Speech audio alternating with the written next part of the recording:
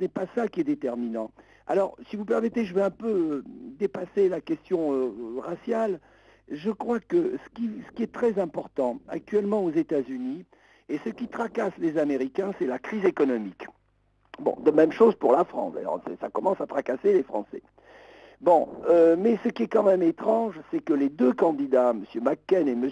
Obama, n'ont abordé cette question que lors de leur troisième débat télévisé le 15 octobre. Et ce qui va, à mon sens, permettre à M. Obama de l'emporter, mais enfin, vous savez, vous m'avez déjà demandé qui allait passer, je vous dis que j'étais incapable de vous le dire.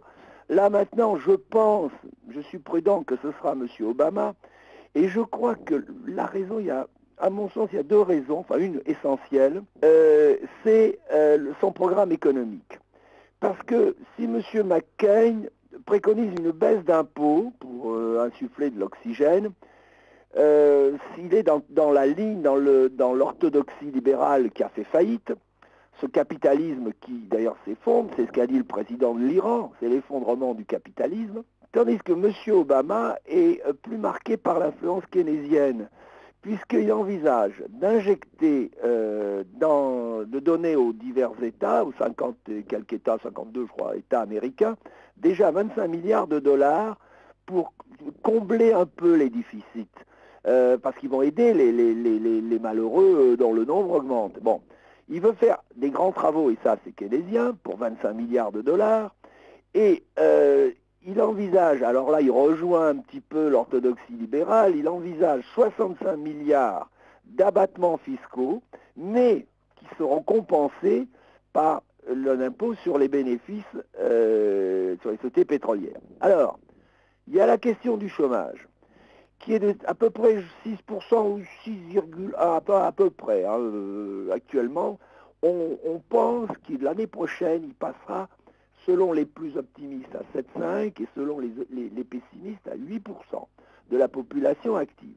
Alors, M. Obama prévoit d'allonger l'indemnité des chômeurs, même des avantages fiscaux aux entreprises qui les embaucheraient, et également une mesure qui ne dépénaliserait ceux qui piocheraient dans les assurances-vie. Parce que quand vous prenez dans l'assurance vie, votre capital, vous avez une rupture de contrat et vous êtes pénalisé. Alors tout ça, c'est un programme qui est bien cohérent, qui s'écarte de l'orthodoxie libérale. Alors dans tout ça, le vote noir, bien sûr, ça compte. Mais les électeurs noirs, blancs, jaunes, tout ce que vous voulez, quand ils ont l'estomac creux parce qu'ils perdent leur chômage, ils perdent leur emploi, ils seront beaucoup plus sensibles aux propositions de M. Obama. Parce qu'une baisse d'impôts, aux États-Unis, c'est comme en France.